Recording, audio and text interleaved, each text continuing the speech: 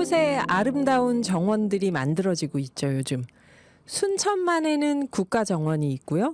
두물머리, 세미원 이런 데는 지방정원들이 속속 만들어지고 있습니다. 지자체마다 정원 가꾸기에 노력을 하고 있고요. 청취자 여러분도 정원 나들이 한 번씩 해보셨을 텐데요. 앞으로 더 많이 조성될 정원이 인간 중심이 아니라 정원에 사는 식물도 자연스럽게 마음껏 자랄 수 있도록 해야 한다. 그런 주장을 하시는 분이 있어서 오늘 스튜디오에 모셨습니다. 신지식 농업인이기도 하신 박공영 우리 시드그룹 대표님 모셨습니다. 안녕하세요. 네, 안녕하세요. 네. 저희 대본에 어떻게 돼 있냐면 어떤 분이실까 많은 청취자들이 궁금해하실 것 같아요. 간단히 자기소개 부탁드립니다. 이렇게 돼 있는데 청취자분들을 넘어서 제가 궁금합니다. 선생님 어떤 분이신지. 예. 저는 35살 때 기농을 했고요. 지금은 농사를 하면서 네. 식물을 신품종을 육종하고 그거를 수출을 해서 로얄티도 받고요. 네. 또 농사지은 정원식물들을 유통도 하고 또 서울시 같은데 이렇게 정원을 구성하기도 하고 네. 만들기도 하고 또 요즘엔 특히 환경 문제가 이렇게 대두되니까 수직정원이라는 걸 그 수직정원 단어 한국말로 옛날에는 저 영어로 버티컬 가든 이렇게 했는데 네. 그걸 수직정원이라는 말로 만들어서 2009년부터 이렇게 설치하고 있습니다. 네. 그러니까 그 종자에 대해서 신품종 개발도 하시고 네. 정원 사업도 하시는 건데요. 네. 그러면 우리 시드 그룹이라는 곳은 뭐 조경을 하는 곳일까요? 정원 설계까지 다 하는 곳일까요? 지금은 회사가 25년 정도 됐기 때문에 네. 종합으로 보시면 될 것 같아요. 그래서 육종 연구에서 그 연구소에서 네. 육종을 하고요. 그러니까 우리나라의 품종을 만들어서 해외에 수출하는 일도 네. 하고요. 그 다음에 그 재배하는 농장이 이천에도 있고 해남에도 있고 네. 한 10만 평 정도의 농장에서 정원식물을 생산하고 있습니다. 네. 그 다음에 그것을 이 B2G라든지 B2C로 납품도 하고 있고, 그 다음에 그것들을 설계를 해서 정원을 조성하는 일까지 이렇게 하고 있고, 아까 말씀드린 것처럼 수직 정원까지 지금 하는 그런 있고, 그 다음에 저는 이제 식물 공부를 했기 때문에 네. 최근에는 식물 신소재 개발도 지금 하고 있습니다. 식물 신소재 개발이면 어떤 거죠? 그러니까 식물의 유효 성분을 특별한 유효 성분을 개발해서 그것들을 우리가 식품으로 이용한다든가 화장품으로 이용한다든가 아니면 제약에 사용되는 용도로 공급하는 그런 겁니다. 그러면은 그야말로 식물로 할 수 있는 사업을 다 총망라하고 계신 게 아닌가 생각이 드는데요. 육종 연구소 또 직접 정원 식물을 10만 평 정도 규모로 재배하시고 그거를 정원을 조성하는 곳이나 이런 곳에 기업체나 개인에게 또 직접 비즈니스 사업을 하시고 거기에 요즘은 정원을 조성하면서 수직 정원 사업까지 하시고 그러면 조경이나 정원 설계라는 말이 필요가 없겠네. 이걸 다 포함해서 하는 일이겠네요. 이제 식물 신소재 개발까지 식품, 화장품, 의약품에 들어가는 신소재 개발까지 하신다고 합니다. 그게 우리 시드 그룹이에요. 이름을 기억해 볼 만한데요. 그 우리나라에 26년 동안 지금 쭉 하셨다고 하니까 뭐 발전 흐름을 쭉 꿰고 계시겠지만 우리나라에 많은 그 발전이 있었잖아요. 정원이. 이 우리나라 정원 문화 발전 흐름을 어떻게 보고 계시는지요? 사실 우리나라는 그 정원은 늦게 시작된 측면이 있습니다. 그리고 우리나라는 문만 열고 나가면 좋은 자연이 있었기 때문에 맞아요. 굳이 정원이라는 그게 들어오기가 힘들었는데 네네. 도시화되고 그다음에 이제 우리가 3만 불 넘어서 선진국이 되다 보니까 통계적으로 여러 선진국들도 3만 불이 넘어가면 정원 시대가 온다라는 게 통계적인데 우리나라도 3만 불을 넘어가는 순간 정원이 너무 크게 확산되고 있습니다. 네. 또 아까 말씀하신 순천만 국가정원, 네. 또 저기 울산의 태화강 국가정원, 그다음에 지방정원이 지금 10개가 있고요. 네. 현재 또 앞으로 지방정원을 할 그 지자체가 아까 말씀하신 것처럼 38개가 준비 중입니다. 그래서 곧 아마 우리나라가 정원공화국이 되지 않을까라는 생각을 하게 됩니다. 예. 그래요. 이제 3만 불 시대 넘어가면서 정원에 대해서 관심도 많아지고 전국적으로 다양한 형태로 확산이 되고 있는 건데 당연히 대표님은 긍정적으로 보시겠죠, 그걸. 예. 예. 그러면 아까 저희가 소개할 때 사람에게 좋은 정원만이 아니라 거기에 사는 식물들도 자연스럽고 행복해야 된다라고 얘기를 하셨는데 지금 우리나라 정원에 살고 있는 식물들은 충분히 배려를 못하는 형태인가요, 그러면? 일반적으로 우리가 그 정원을 구성하면서 급박하게 이렇게 그 정원이 도입되면서 네. 사실 정원을 설계하는 거나 조성하는 분들이 식물의 특징을, 그러니까 저는 성격이라고 그러는데 네. 식물들마다 성격이 다 다른데 네. 그 성격이 맞도록 토양을 조성한다든가 이렇게 하는 게 아니라 이미 마련된 그 정원에, 그러니까 그 부지에다가 다 각종의 식물을 갖다 넣거든요. 아, 보기 좋은 걸 그냥 다 그렇죠. 모아놓는. 그러다 보니까 어떤 측면에서는 정원이 오히려 식물의 무덤이 되는 그런 상황이 발생하기도 합니다. 그래서 네. 제가 지금 책을 거의 다 이제 마무리를 했는데요.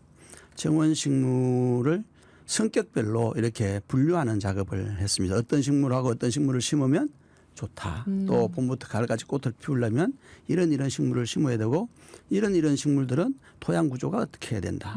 이렇게 해서 이 책을 이제 다 썼거든요. 그게 뭐냐면 네. 우리가 아이들을 초등학교 들어오면 막 뛰어다니는 아이들도 있고 조용한 아이들도 있잖아요. 맞아요. 그러면 선생님이 저 친구하고 저 친구를 따로 앉힌다거나 이렇게 구분하는 것처럼 정원에서 식물도 그렇게 해줘야 되는 그런 부분으로 확대돼야 되지 않을까 싶고 그런 게 제가 앞으로 좀 더 적극적으로 나서서 정말 식물이 행복해야 우리 사람도 행복하다라는 것을 말하고 싶습니다. 예. 아, 그런 걸 충분히 고려하지 않으면 정원이 잘못하면 식물의 무덤이 될 수가 있다. 이 얘기 흥미롭죠, 여러분. 저희가 5부에서 계속 이어가 보겠습니다. 한종혜 님이 정원 이야기 참 좋네요. 하시는 분도 너무 존경스럽고요. 정원은 가보면 마음이 힐링이 되죠. 위로가 되죠. 그렇게 말씀을 주셨네요. 역시 여주 금운모래 강변공원 2589님 사진은 지금 다시 봐도 달력에 있는 그림 같네요. 진짜. 그래요. 오늘 앞으로의 정원은 인간 중심이 아니라 우리만 힐링하는 게 아니라 거기 있는 식물도 마음껏 자랄 수 있어야 된다. 그 말씀을 하고 계시는데요. 박공영 우리 시드그룹 대표님과 이야기 나누고 있습니다.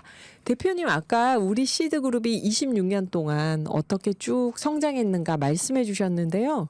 그 정원이 생기면서 우리나라의 정원에 대한 관심이 높아지면서 역할을 크게 하셨다고 들었는데 뭐 이 광화문 앞에 그 정원 이런 것도 다 하신 건가요?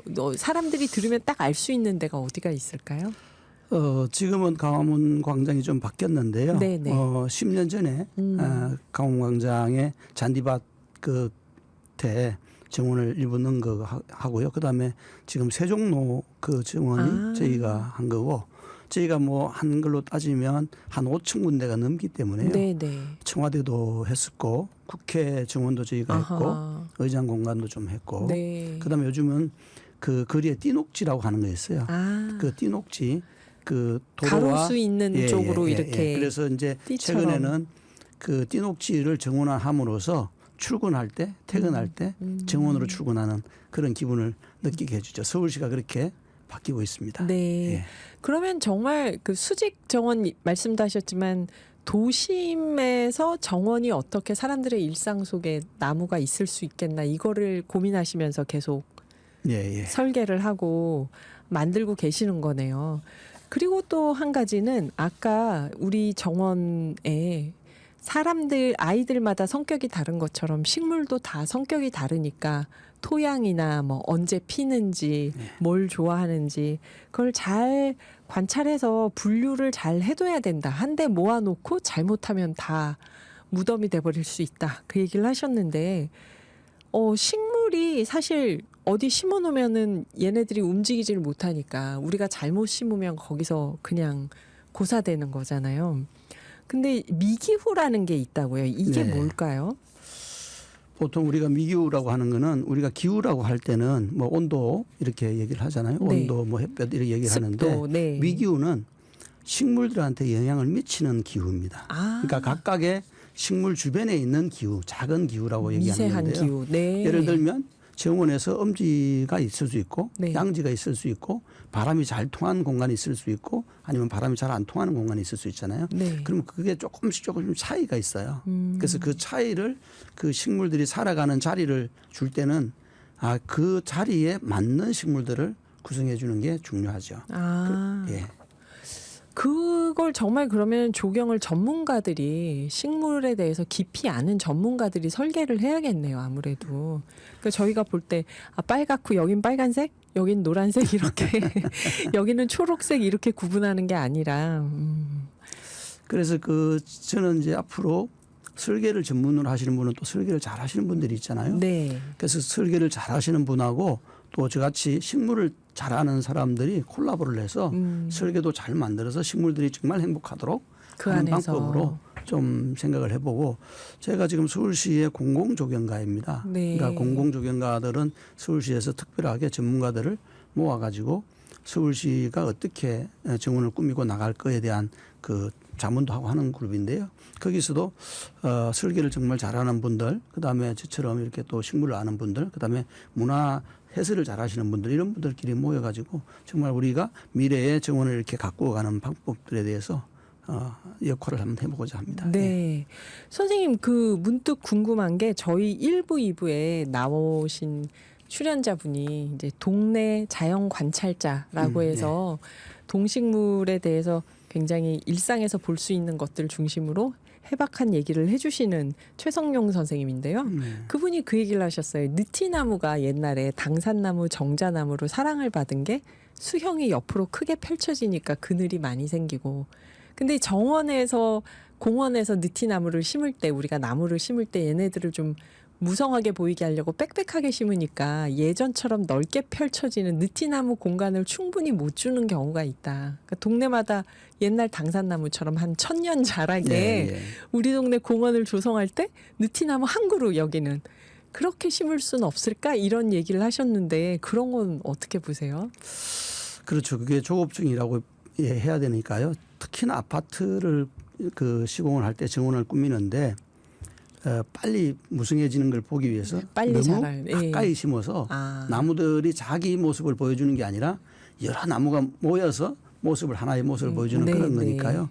그런데 제가 볼 때도 지금 그분 말씀하신 것처럼 건물이 높아지면서 느티나무 같은 그런 형태가 들어오면 조금 경관적으로 좀 안 맞을 수 있어요. 그래서 요즘은 같이 높이 위로 올라가는 나무로 식물들을 그러니까 범위를 많이 차지하지 않으면서 높이 가는 식물들이 요즘은 곽광을 받고 있습니다.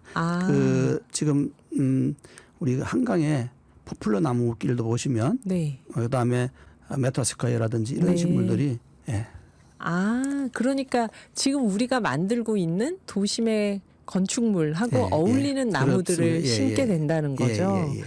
그래요. 그래서 아까 바람직한 정원 문화에 대해서 식물들이 그 안에서 행복해야 된다 말씀하셨는데 실제로 그런 정원들이 있을까요? 선생님께서 생각하실 때 국내외 사례로 봤을 때 이런 정원으로 앞으로 갔으면 좋겠다는 것들이 있다면요. 최근에 우리 정원이 자연주의 정원 뭐 이런 얘기를 많이 하는데요. 저는 2010년, 2005년 이렇게 될 때부터 이 식물들끼리 혼합을 해서 봄부터 피고 지게끔 이렇게 구성하는 경우가 있는데요. 그래서 오히려 정원이 자연보다 더 아름다워지게끔 하는 방법이 최근에 많은 곳에서 지금 만들어지고 있습니다. 지금 순천만도 마찬가지지만 태화강도 마찬가지고 지금은 우리 주변에 있는 정원들이 이제는 옛날처럼 빨간색, 노란색 뭐 이렇게 구분하는 게 아니라 그것들을 섞어서 파스텔 톤처럼 하고 그다음에 또 꽃이 피지 않는 이파리가 예쁜 식물들 그게 이제 보통 우리가 그레스라고 하는데요. 화분가 식물들, 억새라든지 이런 식물들하고 혼합해서 심는 그런 정원이 많고 저희 정원도 오면 봄부터 가을까지 꽃이 피면서 지금은 그 친구들이 내리는 이슬에 하얗게 아침에 부셨다가 또 해가 뜨면 사라지기도 하고 이런 아주 좋은 그 정원이 나오고 있고요. 서울시에 요즘에 띠녹지라든지 정원이 대부분 다 네. 자연스럽게 하는 정원들이 많이 늘어나고 있습니다. 아, 예. 요즘의 경향은 그렇습니다. 예, 예. 눈에 띄게 막 아름답게 설계한 조경을 자랑하는 게 아니라 이렇게 우리가 자연 속에 있는 것처럼 느낄 수 있게 자연스럽게. 그 선생님께서 우리 시드 그룹이 애초에는 6종회로 시작을 하셨다고 했잖아요. 우리 토종 자생화 선생님이 딱 이렇게 명함을 주셨는데 보니까 3가지가 있습니다. 우리 시드, 우리 꽃 연구소, 그다음에 땅끝 야생화. 이렇게 3군데 단체를 지금 운영하고 계시는 거예요. 그래서 땅끝 야생화 하니까 이게 그러면 우리 토종 자생화를 얘기하는 건지 이 씨앗을 선생님께서 뭔가 보급하고 계신 건지 좀 궁금합니다. 보통 우리가 야생화 이렇게 하면 그는 야생에 있는 거잖아요. 네. 우리 정원으로 들어오는 순간 야생화가 원해종 식물이 됩니다. 그래서 우리나라 순수 자생식물은 정원에 많이 없습니다. 아. 예, 왜냐하면 정원에 들어오는 식물들은 우리가 강아지를 외부에 있는 동물을 들어와서 집에서 기르면 개들이 힘들어하는 것처럼 네. 자생식물도 마찬가지입니다. 그래서 그것들을 정원에 잘 살 수 있도록 아니면 꽃피는 기간이 너무 짧거든요. 그것들을 길게 만드는 이런 방법을 씁니다. 그래서 우리가 정원에 사용하는 식물들에 대해서는 편견을 안 하는 게 오히려 낫다라고 저는 생각해요. 왜냐하면 제가 만든 메발톱이 황금색인데요. 그것들을 제가 만들어서 정원에 심어 놓으니까 너무 예뻐요. 그리고 그게 수출됩니다. 그것처럼 우리 미스킴 라일락이라고 해서 미국에 갔다가 다시 온 것처럼 진달래요. 미스킴 라일락. 라일락. 아, 라일락을. 네, 라일락이 그 틀교의 나무인데요. 우리 북한산에 있던 건데 그걸 가져가서 미스킴 라일락으로 만든 것처럼 저희도 미국에서 가져온 식물, 유럽에서 가져온 식물을 가지고 만들어서 다시 미국, 유럽으로 수출을 합니다. 그리고 로얄티를 받고 있습니다. 그래서 정원이라고 얘기하면 우리 거를 많이 안 심는다에 대한 아쉬움이 있잖아요. 네. 근데 전 세계적으로 미국도 마찬가지고 유럽도 마찬가지고 정원 식물들은 이미 정원에 맞도록 개량되어진 식물들이 대부분입니다.